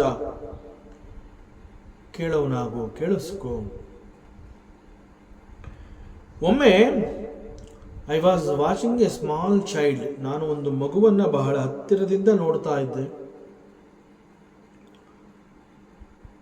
ಅದು ಸಣ್ಣ ಮಗುವಾಗಿದ್ದ ಕಾರಣದಿಂದ ಆ ಮಗುವಿನ ಮನಸ್ಸು ಅನ್ನುವಂತಹದ್ದು ಇನ್ನೂ ಬೆಳೆದಿರಲಿಲ್ಲ.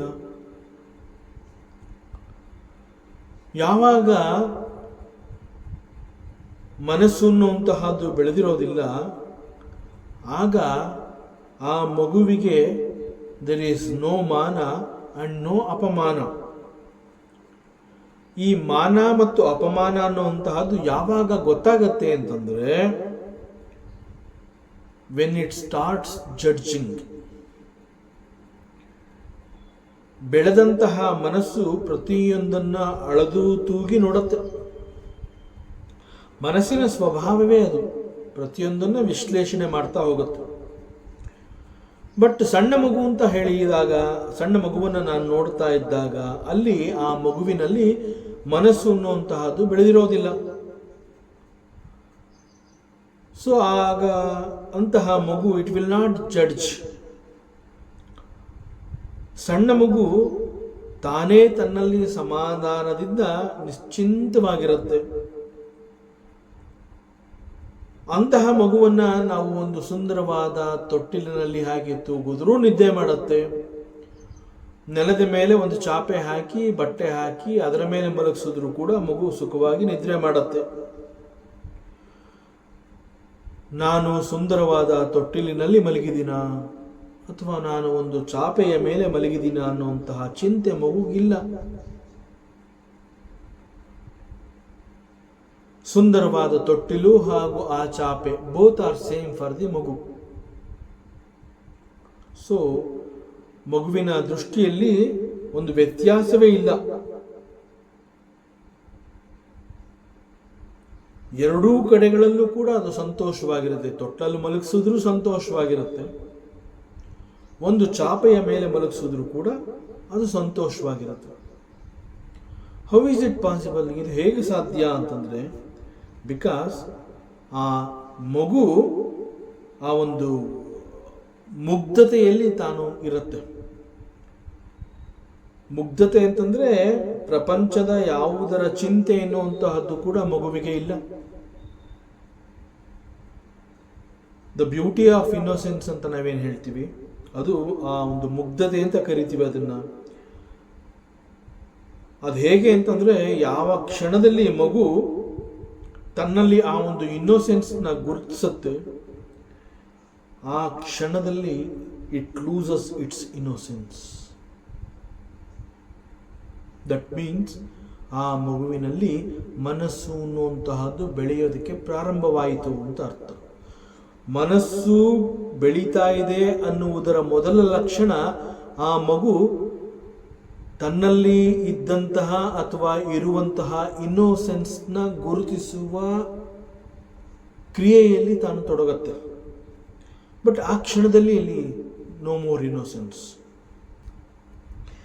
ಹೀಗೆ ಬೆಳೆದಂತಹ ಮನಸ್ಸು ಅದು ಅನೇಕಗಳ ಜೊತೆಗೆ ಅಂಟ್ಕೋತಾ ಬರುತ್ತೆ. ಯಾವಾಗ ಅದು ಅನೇಕಗಳೊಂದಿಗೆ ಅಂಟ್ಕೊಳ್ಳುತ್ತೆ, ಆಗ ಅದು ಚಿಂತೆಗೆ ಕಾರಣವಾಗುತ್ತೆ.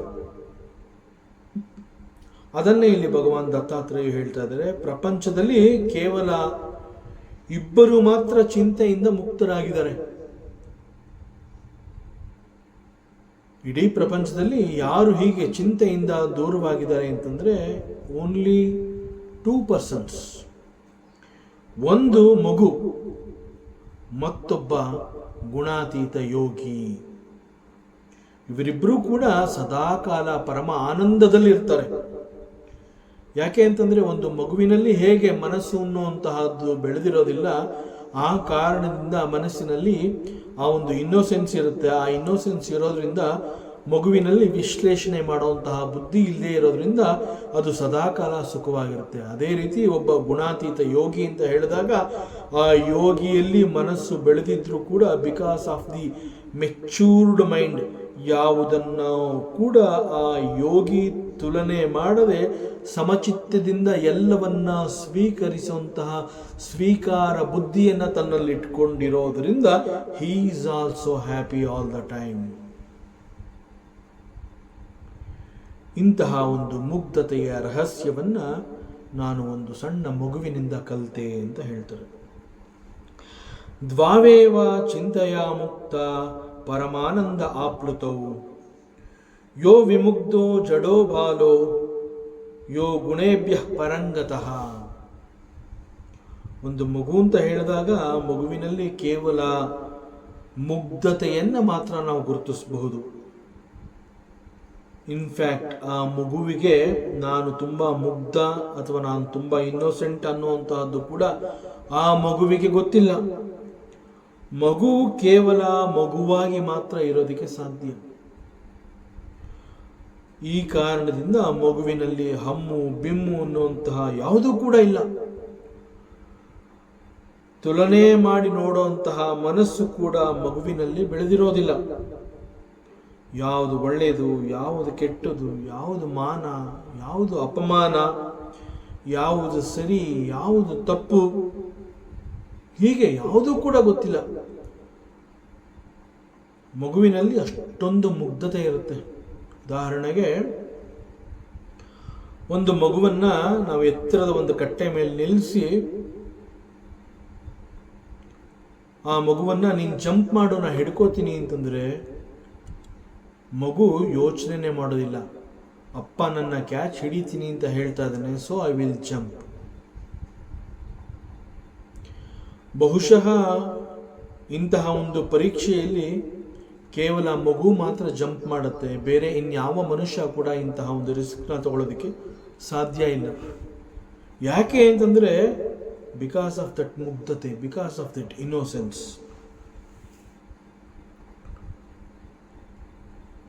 ಸೊ ಇಂತಹ ಒಂದು ಮಗು ಹೆಚ್ಚಿನ ಸಮಯವನ್ನು ಹೇಗೆ ಕಳೆಯುತ್ತೆ, ಎಲ್ಲಿ ಕಳೆಯುತ್ತೆ ಅಂತಂದರೆ ಆತ್ಮಕ್ರೀಡ ಆತ್ಮರತಿ. ಮಗು ಕೇವಲ ತನ್ನಲ್ಲಿ ತಾನಿದ್ದು ಎಲ್ಲವನ್ನ ಆನಂದದಿಂದ ಅನುಭವಿಸ್ತಾ ಇರುತ್ತೆ. It is possible only for a ಮಗು. ಜಸ್ಟ್ ಲೈಕ್ ಎ ಗುಣಾತೀತ ಯೋಗಿ. ಒಬ್ಬ ಗುಣಾತೀತ ಯೋಗಿ ಹೇಗೆ ಯಾವುದಕ್ಕೂ ಅಂಟಿಕೊಳ್ಳದೆ, because of that matured experience and the matured mind, he rests himself, he establishes himself in the Atmarati. Just like that, ಮಗು ಕೂಡ ತನ್ನಲ್ಲಿ ತಾನಿದ್ದು ಸಂತೋಷವನ್ನು ಅನುಭವಿಸ್ತಾ ಇರುತ್ತೆ.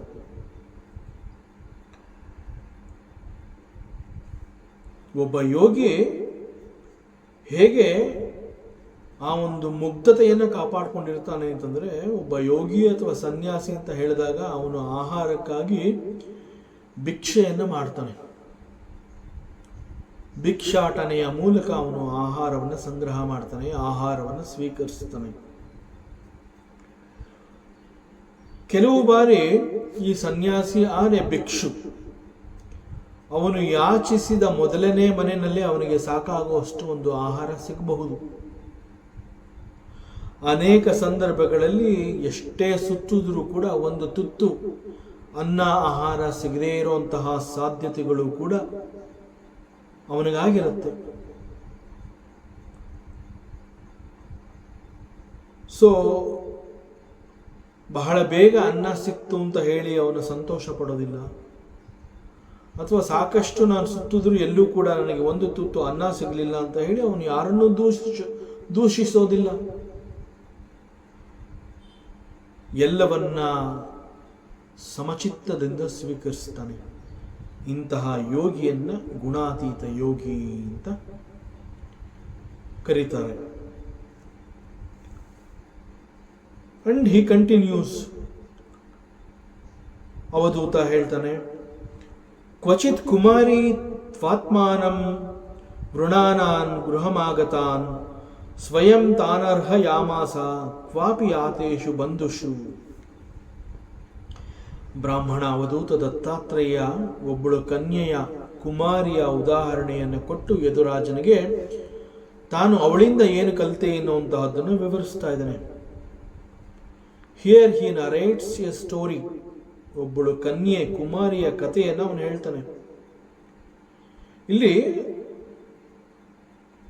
ಅವಧೂತ ಒಂದು ಕಥೆಯನ್ನು ಹೇಳ್ತಾನೆ ಯದುರಾಜನಿಗೆ ಅಂತಂದ್ರೆ, here the story is not important. ಕಥೆಯಲ್ಲಿ ಆ ಕುಮಾರಿಯಿಂದ ತಾನು ಯಾವ ಜ್ಞಾನವನ್ನ ಕಲಿತೆ ಅನ್ನುವಂತಹ ಎಸೆನ್ಸ್ನ ಹೊರಗಡೆ ತರೋದಕ್ಕೆ he is narrating a story. ಒಮ್ಮೆ ಒಬ್ಬಳು ಕನ್ಯೆ ಕುಮಾರಿ ಒಬ್ಬಳೇ ಮನೇಲಿರ್ತಾಳೆ. ತಂದೆ ತಾಯಿ ಅಣ್ಣ ತಮ್ಮ ಅಕ್ಕ ತಂಗಿ ಹೀಗೆ ಮನೆಯ ಎಲ್ಲ ಸದಸ್ಯರು ಕೂಡ ಎಲ್ಲ ಹೊರಗಡೆ ಹೋಗಿರ್ತಾರೆ. ಯಾರೂ ಇಲ್ಲದೆ ಇರುವಂತಹ ಈ ಸಂದರ್ಭದಲ್ಲಿ ಆ ಮನೆಯಲ್ಲಿ ಕೇವಲ ಈ ಕನ್ಯೆ ಒಬ್ಬಳು ಮಾತ್ರ ಉಳ್ಕೊಂಡಿರ್ತಾಳೆ. ಆಗ ಪರವೂರಿನಿಂದ ಒಂದು ಕುಟುಂಬ ವರಾನ್ವೇಷಣೆ ಅಂತ ನಾವೇನು ಹೇಳ್ತೀವಿ, ಒಂದು ಕನ್ಯೆಯನ್ನ ಹುಡುಕಿ ಸಂಬಂಧವನ್ನ ಬೆಳೆಸುವ ಅಪೇಕ್ಷೆಯಿಂದ ಮತ್ತೊಂದು ಊರಿನಿಂದ ಒಂದು ಕುಟುಂಬ ಸಮೇತ ಆ ಎಲ್ಲ ಕುಟುಂಬದ ಸದಸ್ಯರು ಈ ಕನ್ಯೆಯ ಮನೆಗೆ ಬರ್ತಾರೆ. ಅವರು ಬಂದಿರುವಂತಹದ್ದು ಒಂದು ಕನ್ಯೆಯನ್ನು ನೋಡಿ ಸಂಬಂಧವನ್ನ ಬೆಳೆಸಬೇಕು ಅಂತ, ಕನ್ಯಾನ್ವೇಷಣೆ.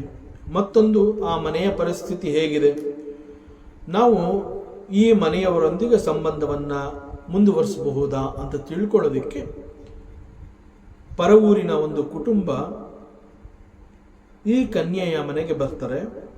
ಅವರೆಲ್ಲ ಬಂದಾಗ ಪರಿಸ್ಥಿತಿ ಹೇಗೆ ಅಂತಂದ್ರೆ, ಮನೆಯ ಎಲ್ಲ ಸದಸ್ಯರು ಹೊರಗಡೆ ಹೋಗಿರ್ತಾರೆ, ಕೇವಲ ಕನ್ಯೆ ಒಬ್ಬಳು ಉಳ್ಕೊಂಡಿರ್ತಾಳೆ.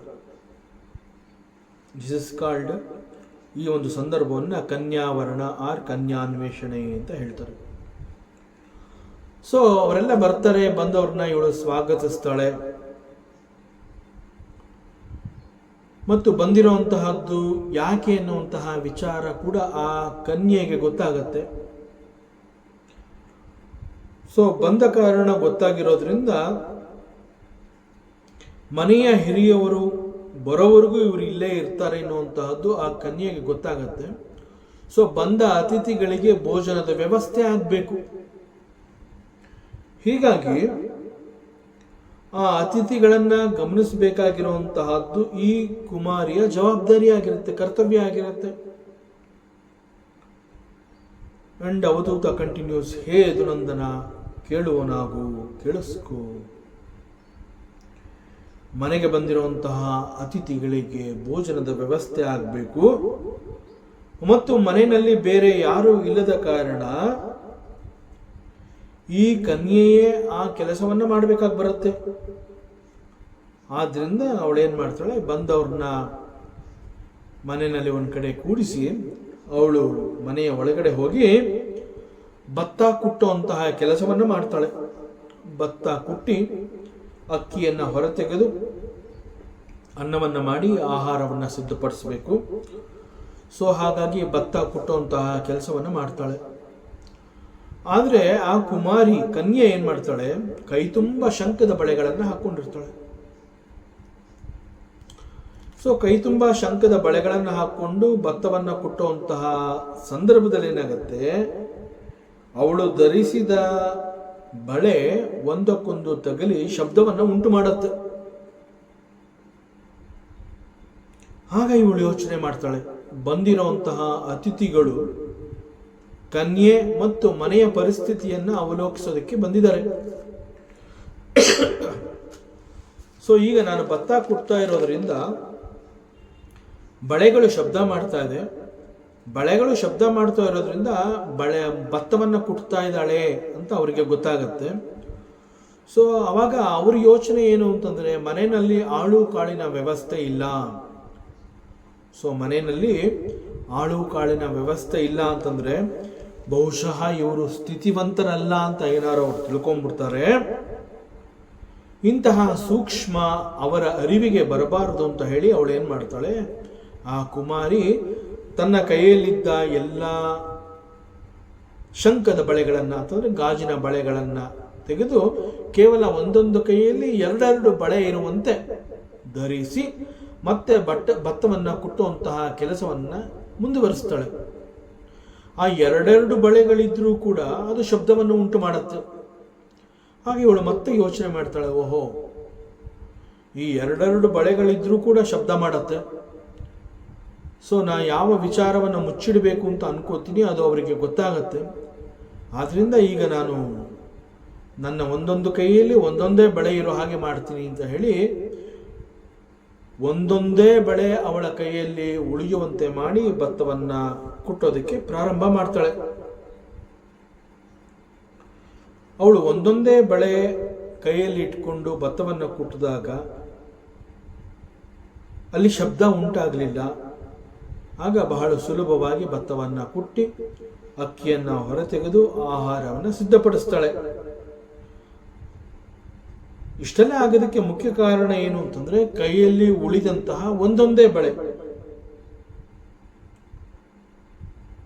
ಮತ್ತು ಅವಧೂತರು ಹೇಳ್ತಾರೆ, ಈ ಪ್ರಸಂಗವನ್ನು ನಾನು ಬಹಳ ಹತ್ತಿರದಿಂದ ಗಮನಿಸಿದೆ. ಆಗ ಅಲ್ಲಿ ನನಗೆ ಒಂದು ಸತ್ಯದ ಪರಿಚಯ ಆಯಿತು. ಅದೇನು ಅಂತಂದ್ರೆ, ಅನೇಕ ಜನಗಳು ಒಂದೇ ಕಡೆ ಸೇರಿದಾಗ ಅಲ್ಲಿ ಕಲಹ ಅನ್ನುವಂತಹದ್ದು ಉಂಟಾಗುತ್ತೆ. ಯಾಕೆಂತಂದ್ರೆ ಅನೇಕರು ಸೇರಿದಾಗ ಅಲ್ಲಿ ಅನೇಕ ಅಭಿಪ್ರಾಯಗಳಿರುತ್ತೆ. ಅನೇಕ ಅಭಿಪ್ರಾಯಗಳು ಅಂತಂದಾಗ ಎಲ್ಲವೂ ಭಿನ್ನ ಭಿನ್ನವಾದ ಅಭಿಪ್ರಾಯಗಳು. ಎಲ್ಲವೂ ಭಿನ್ನ ಭಿನ್ನ ಅಭಿಪ್ರಾಯ ಅಂತಂದಾಗ ಕಲಹ ಈಸ್ ಗ್ಯಾರಂಟಿ. ಸೊ ಅನೇಕರು ಬೇಡ ಅಂತ ಹೇಳಿ ಕೇವಲ ಇಬ್ಬರು ಮಾತ್ರ ಸಾಕು ಅನ್ನೋಂತಂದ್ರು ಕೂಡ ಆ ಇಬ್ಬರಿಂದ ವ್ಯರ್ಥವಾದ ಕಾಲಹರಣ ಆಗತ್ತೆ. ಆಗ್ಲೂ ಕೂಡ ಮೌನಕ್ಕೆ ಅವಕಾಶ ಇಲ್ಲ. ಅತಿಥಿಗಳು ಮನೆಗೆ ಬಂದಾಗ ಒಬ್ಬಳೇ ಕುಮಾರಿ ಯಾವ ರೀತಿಯಲ್ಲಿ ಪರಿಸ್ಥಿತಿಯನ್ನು ನಿಭಾಯಿಸಿದ್ಲು ಅಂತಂದ್ರೆ, ಕೇವಲ ಒಂದೊಂದು ಕೈಯಲ್ಲಿ ಒಂದೊಂದೇ ಬಳೆ ಉಳಿಯುವಂತೆ ಮಾಡಿ ಭತ್ತವನ್ನು ಕುಟ್ಟಿ ಆಹಾರವನ್ನು ಸಿದ್ಧಪಡಿಸಿದ ಆ ಒಂದು ಪರಿಸ್ಥಿತಿಯನ್ನು ಗಮನಿಸಿದಾಗ ನನ್ನ ಅರಿವಿಗೆ ಬಂದಂತಹ ಸತ್ಯ ಏನು ಅಂತಂದ್ರೆ, ಒಬ್ಬನೇ ಒಬ್ಬ ಇದ್ದಾಗ ಅಲ್ಲಿ ಕಲಹ ಅನ್ನುವಂತಹದ್ದು ಇಲ್ಲ. ಸೊ ಈ ರೀತಿ ಒಬ್ಬನೇ ಇರುವಂತಹದ್ದನ್ನ, ಒಬ್ಬನೇ ಇದ್ದು ಬದುಕು ನಿಭಾಯಿಸುವಂತಹದ್ದನ್ನ ನಾವು ಕಲಿಬೇಕು. ದಟ್ ಈಸ್ ದಿ ಜ್ಞಾನ. ಈ ಒಂದು ಜ್ಞಾನ ನನ್ನ ಅರಿವಿಗೆ ಬಂತು. ಆದರೆ ಒಂಟಿ ಬದುಕು ಸಾಧ್ಯವಾ ಅನ್ನುವಂತಹ ಒಂದು ಯೋಚನೆ ಬರುತ್ತೆ. ಯಾಕೆಂತಂದ್ರೆ ಸಮಾಜ ಅಂತ ಅಂದಾಗ ಅಲ್ಲಿ ಕೂಡಿ ಬಾಳಬೇಕು ಅಂತ ಹೇಳ್ತಾರೆ. ಆದರೆ ನಿಯಂತ್ರಣ ಕೈ ತಪ್ಪಿದಾಗ ಅನೇಕಗಳೊಂದಿಗೆ ಅಂಟಿಕೊಂಡು ಕ್ರಮೇಣ ಅವುಗಳೊಂದಿಗೆ ಅವುಗಳ ಕಾರಣದಿಂದ ದುಃಖವನ್ನು ಅನುಭವಿಸಬೇಕಾಗಿ ಬರುತ್ತೆ. ಆದ್ರಿಂದ ಮನುಷ್ಯ ಜೊತೆ ಇಲ್ಲದೆ ಇದ್ದಾಗಲೂ ಭಯಕ್ಕೆ ಒಳಗಾಗ್ತಾನೆ. ಅನೇಕರೊಂದಿಗೆ ಇದ್ದಾಗಲೂ ಕೂಡ ಬಿಕಾಸ್ ಆಫ್ ದಿ ಕಲಹಗಳ ಕಾರಣದಿಂದ ಕೂಡ ಅವನಿಗೆ ನೆಮ್ಮದಿ ಎನ್ನುವಂತಹದ್ದು ಇರೋದಿಲ್ಲ. ಮುಖ್ಯವಾಗಿ ಭಯಕ್ಕೆ ಕಾರಣ ಅಂತಂದ್ರೆ ಅನೇಕಗಳೊಂದಿಗೆ ಗುರುತಿಸಿಕೊಂಡಿರುವಂತಹದ್ದು. ಬೈ ಡಿಫಾಲ್ಟ್ ಮನುಷ್ಯನ ಸ್ವಭಾವ ಹೇಗೆ ಅಂತಂದ್ರೆ, ಅವನು ಒಬ್ಬನೇ ಇರೋದಕ್ಕೆ ಸಾಧ್ಯವೇ ಇಲ್ಲ ಅನ್ನುವಂತಹ ಪರಿಸ್ಥಿತಿಯನ್ನು ಅವನು ತಲುಪಿರ್ತಾನೆ. He always identifies with like I belong to this community, I belong to this group, I belong to this family, I belong to this city, I belong to this caste. ಹೀಗೆ ಅನೇಕಗಳೊಂದಿಗೆ ಬಿಲಾಂಗಿಂಗ್ ಅಂತ ಹೇಳಿ ಅನೇಕಗಳನ್ನು ಅಂಟಿಸ್ಕೊಂಡಿರ್ತಾನೆ. ಹೀಗೆ ಆ ಅನೇಕಗಳೊಂದಿಗೆ ಅವನು ಅಂಟಿಸಿಕೊಂಡಿರೋದ್ರಿಂದ ಅವನಿಗೆ ಮುಂದೆ ಅವುಗಳಿಂದ ಅವನು ದುಃಖವನ್ನು ಅಂಟಿಸ್ಕೋಬೇಕಾಗತ್ತೆ. I do not belong to ಅಂತ ಹೇಳಿದಾಗ ಕೂಡ ನನ್ನ ಜೊತೆ ಯಾರು ಇಲ್ವಾ ಅನ್ನುವಂತಹ ಹೆದರಿಕೆ ಕೂಡ ಅವನಿಗೆ ಕಾಡುತ್ತೆ. ಆದರೆ ಅಂತಹ ಪರಿಸ್ಥಿತಿಯಲ್ಲಿ ಈ ಒಬ್ಬಳು ಕನ್ಯೆ ಕುಮಾರಿ ಹೇಗೆ ಅತಿಥಿಗಳು ಮನೆಗೆ ಬಂದಾಗ ಶಬ್ದ ಬರಬಾರದು ಅಂತ ಹೇಳಿ ಆ ಕಾರ್ಯಕ್ಷಮತೆಯಲ್ಲಿ ಅವಳು ಕೇವಲ ಒಂದೊಂದು ಕೈಯಲ್ಲಿ ಒಂದೊಂದೇ ಬಳೆ ಎನ್ನುವಂತಹದ್ದನ್ನು ಹಾಕಿಕೊಂಡು ಹೇಗೆ ಒಂದು ಕೆಲಸವನ್ನ ಪರಿಸ್ಥಿತಿಯನ್ನ ನಿಭಾಯಿಸ್ತಾಳೆ, ಆ ರೀತಿ ಎಲ್ಲವನ್ನ ಕಳಿಚಿ ಕೇವಲ ಒಬ್ಬಂಟಿಗನಾಗಿ ಪರಿಸ್ಥಿತಿಯನ್ನ ನಿಭಾಯಿಸಬೇಕು. ದಟ್ ಈಸ್ ದಿ ಸತ್ಯ. ಆದ್ರಿಂದ ಈ ಒಂದು ಕುಮಾರಿಯ ಮೂಲಕ ನಾನು ಕಲಿತಂತಹ ಒಂದು ಪಾಠ ಏನು ಅಂತಂದ್ರೆ, ಒಬ್ಬನೇ ಇದ್ದು ಸಂಚರಿಸಬೇಕು, ಒಬ್ಬನೇ ಇದ್ದು ಎಲ್ಲವನ್ನ ನಿಭಾಯಿಸಬೇಕು. That is the highest truth. ಮತ್ತಷ್ಟು ವಿಚಾರಗಳಿದೆ, ಮುಂದಿನ ಅವಕಾಶದಲ್ಲಿ ಮತ್ತೆ ಮುಂದುವರಿಸೋಣ. ಓಂ ಪೂರ್ಣಮದಃ ಪೂರ್ಣಮಿದಂ ಪೂರ್ಣಾತ್ ಪೂರ್ಣಮುದಚ್ಯತೆ ಪೂರ್ಣಸ್ಯ ಪೂರ್ಣಮಾದಾಯ ಪೂರ್ಣಮೇವಾವಶಿಷ್ಯತೆ. ಓಂ ಶಾಂತಿ ಶಾಂತಿ ಶಾಂತಿ. ಹರಿ ಓಂ. ಶ್ರೀ ಗುರುಭ್ಯೋ ನಮಃ. ಹರಿ ಓಂ. ಈ ದಿನದ ಪ್ರವಚನ ಸೇವೆಯನ್ನು ಪರಮಾತ್ಮ ಶ್ರೀಕೃಷ್ಣನ ಪಾದಚರಣಗಳಲ್ಲಿ ಅತ್ಯಂತ ಭಕ್ತಿಯಿಂದ ಶ್ರದ್ಧೆಯಿಂದ ಅರ್ಪಿಸೋಣ. ಶ್ರೀಕೃಷ್ಣಾರ್ಪಣಮಸ್ತು.